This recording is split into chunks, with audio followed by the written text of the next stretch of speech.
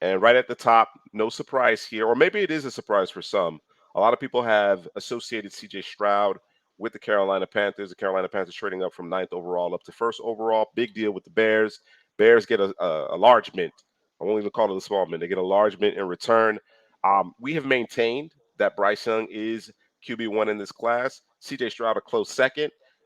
Again, going into this particular mock draft, I think folks that there was kind of a buzz, a leaning towards CJ Stroud being the first quarterback off the board. Perhaps that's still what happens, but Daniel Jeremiah has Bryce Young at the top here. What do you think about that, Drew?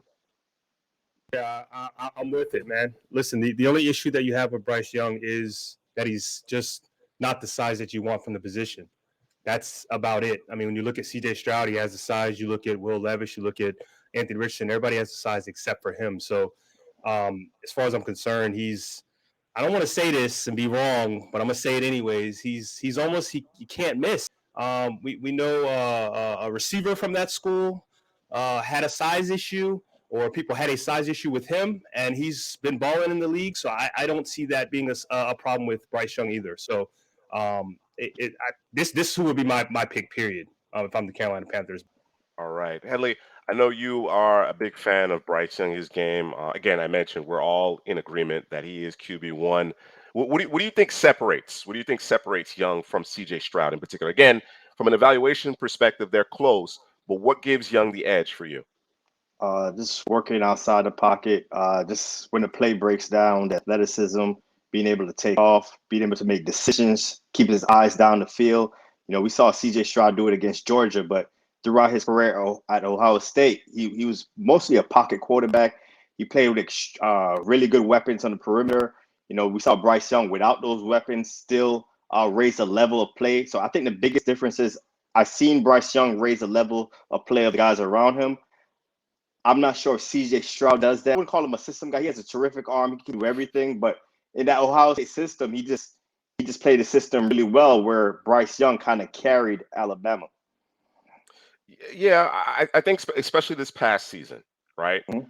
But with that being said, I don't know that CJ Stroud had the full bevy of weapons as he did, a season ago. So if we look back at 2021, of course, he has Garrett Wilson. He has Chris Mhm. Olave. He has JSN, who's in this draft class. And then, of course, Marvin Harrison, who might be better than all those guys, was kind of fourth. You know what I mean? So, when you kind of compare 2021s, I think they had comparable players, at the receiver position. Jameson Williams, of course, was a first round selection for Bama. John Mechie, I wouldn't put him on par with Wilson and Olave, but second round pick, right? So obviously more talent there. I think for my purposes, it really was this past season that really separated those two.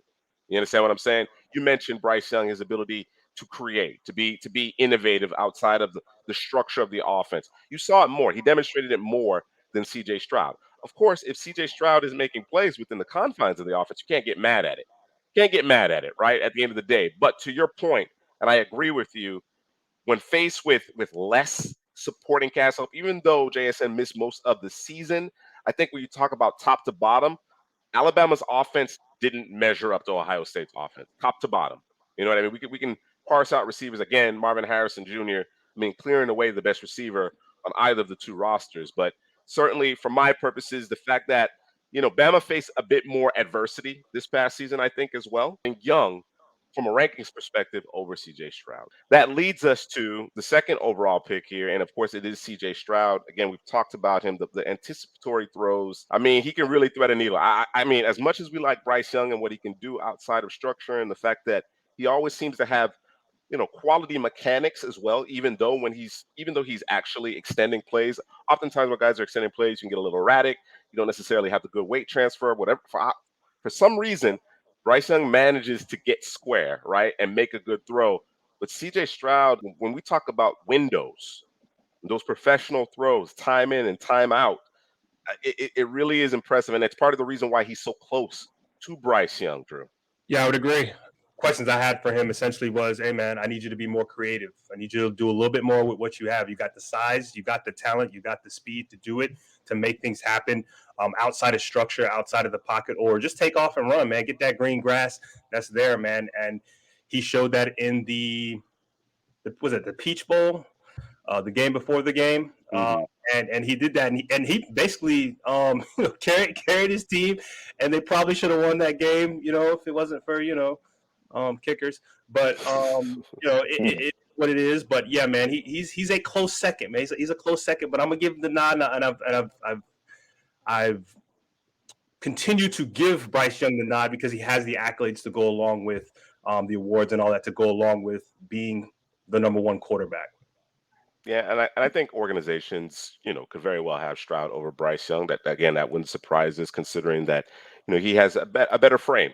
There are going to be certain front offices that place a little bit more emphasis on that. The concern, as you guys mentioned earlier, is Bryce Young. Is he going to be able to protect himself being a smaller quarterback as far as his frame is concerned? Not terribly tall, but decent enough height. I don't think that's necessarily going to be an issue. It's never presented a problem to this point. So can he manage to take some of that beating that he might get behind a offensive line that may still be coming together? So Bryce Young and CJ Stroud are your first two selections. Again, no huge surprise other than maybe the order there.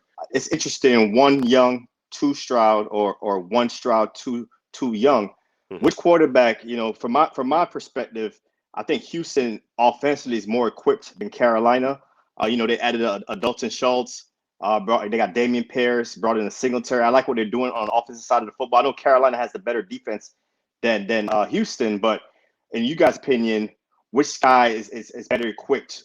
Which offense is better, Carolina or Houston?